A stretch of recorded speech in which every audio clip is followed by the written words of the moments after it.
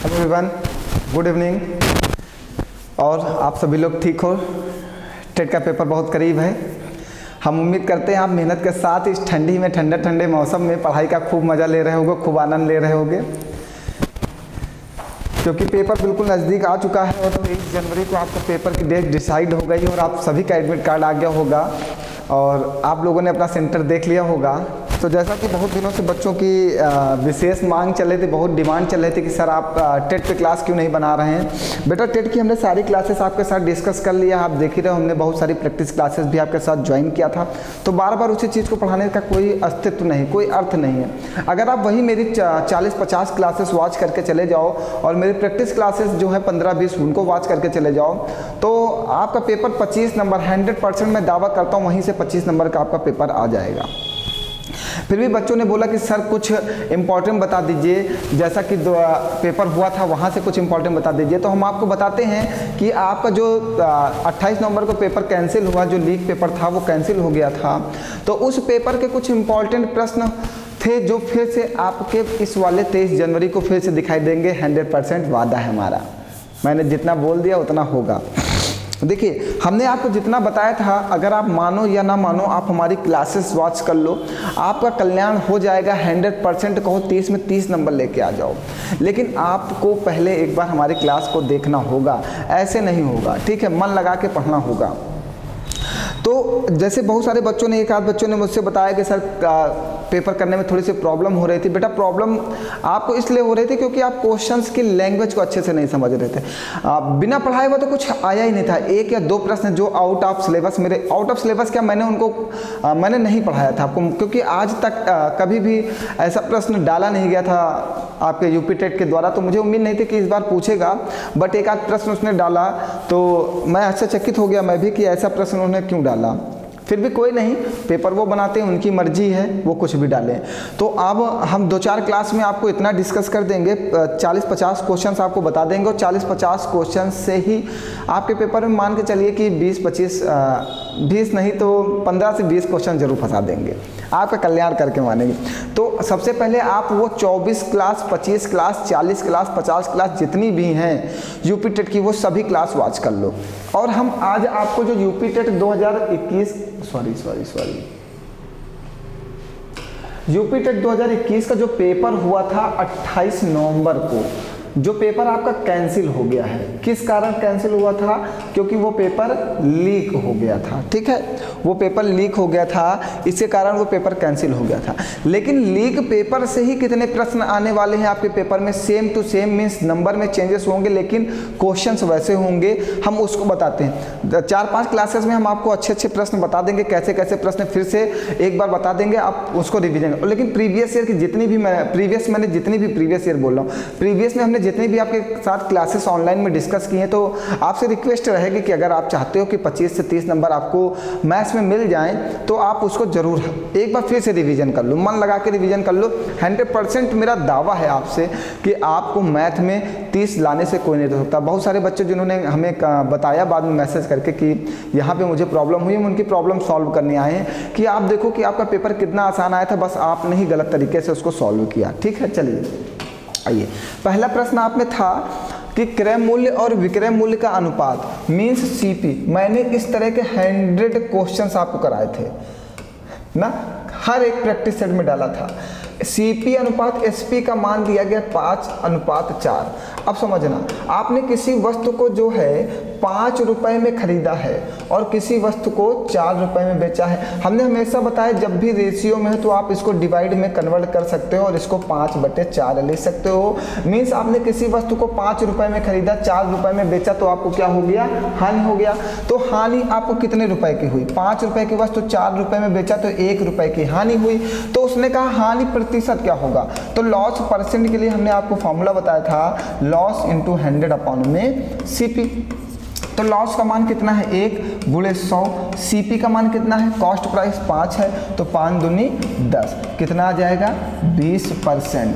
20% ये आंसर आ गया, ठीक है? ये प्रश्न फिर से आपको 23 जनवरी को फिर से एक ऐसा प्रश्न मिलेगा, ठीक है? मीन्स उम्मीद पूरी है कि 23 जनवरी को आपको फिर से एक ऐसा, इतना आसान प्रश्न कहाँ पूछा जाता है यार। मैंने आपको प्रॉफिट लॉस जब मैं पढ़ा रहा था, मैंने 10 प्रश्न आपको ऐसे कराए हैं। मतलब अब क्या बताएं, आप उसके बाद कहे कि ये प्रश्न सर जी नहीं पूछा गया, तो मुझे बहुत दुख हुआ कि मतलब आप कैसे कह सकते हो कि ये नहीं पूछा गया। ये प्रश्न हमने आपको नहीं पढ़ाया था। 50 प्रश्न सेम डिजिट यही लिखी थी यार, 5:4 सेम डिजिट मैंने कराई है तुमको। तुम पता नहीं कैसे कह दिए कि नहीं पूछा गया। जाके देखो तो नोट्स वोट्स पहले अपनी।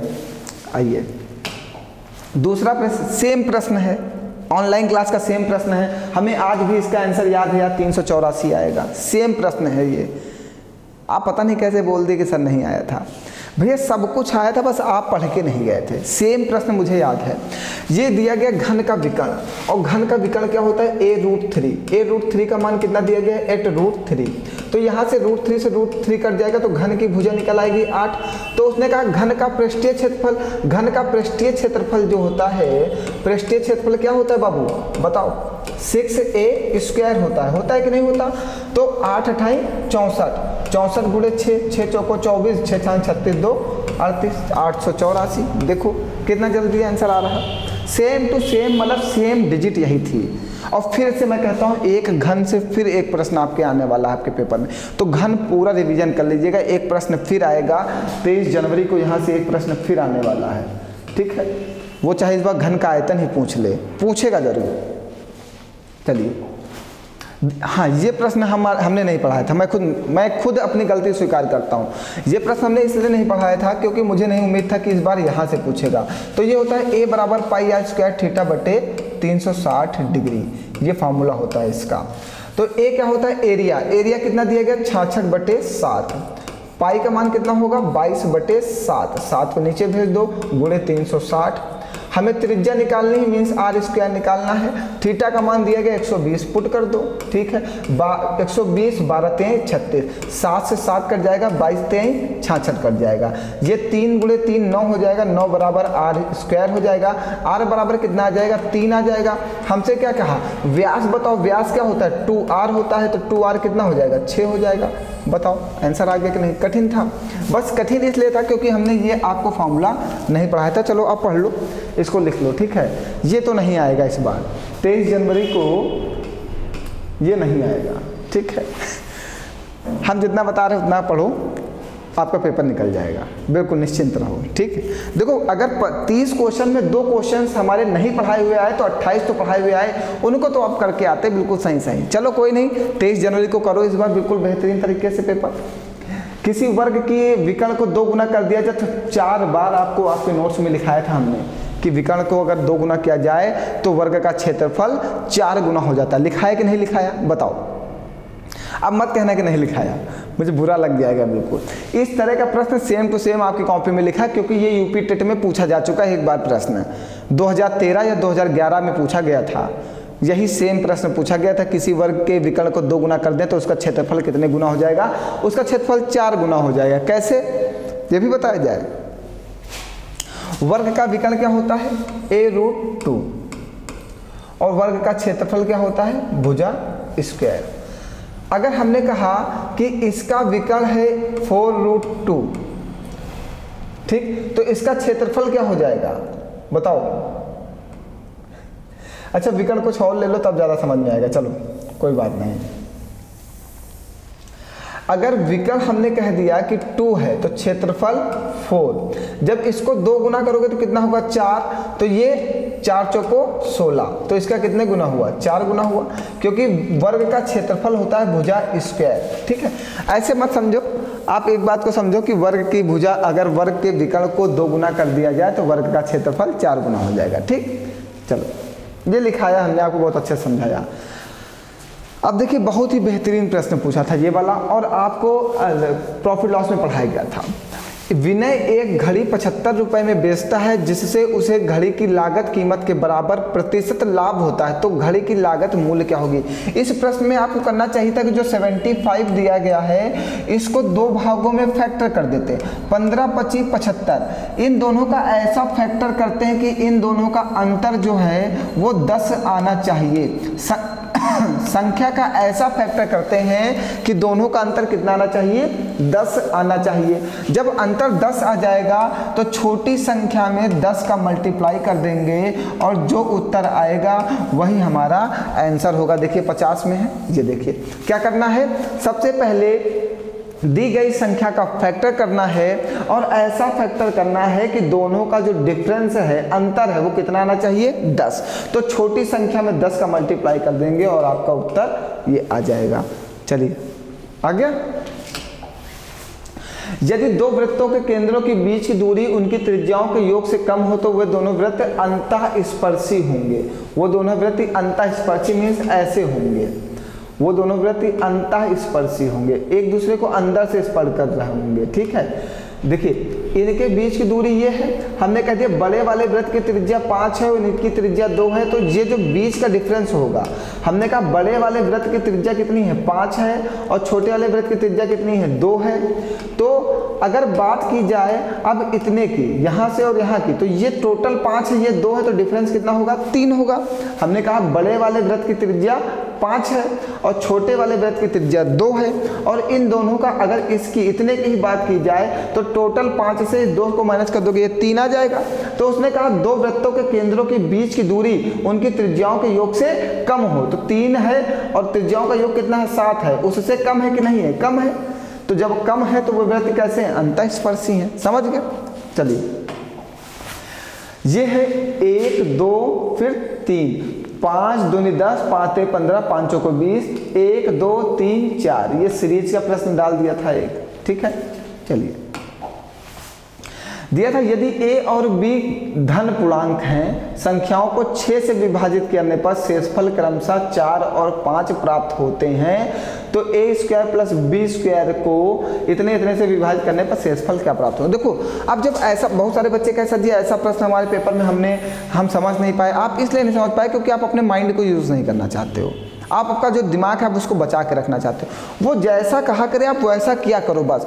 उसने कहा a और b 2 धन पूर्णांक हैं, हमने कहा ठीक 2 धन पूर्णांक हैं, जिनको 6 से विभाजित करने पर शेषफल क्या आना चाहिए, 4 आना चाहिए और एक में 5 आना चाहिए। ठीक है, तो हमने कह दिया एक धन पूर्णांक 10 है और एक धन पूर्णांक 11 है।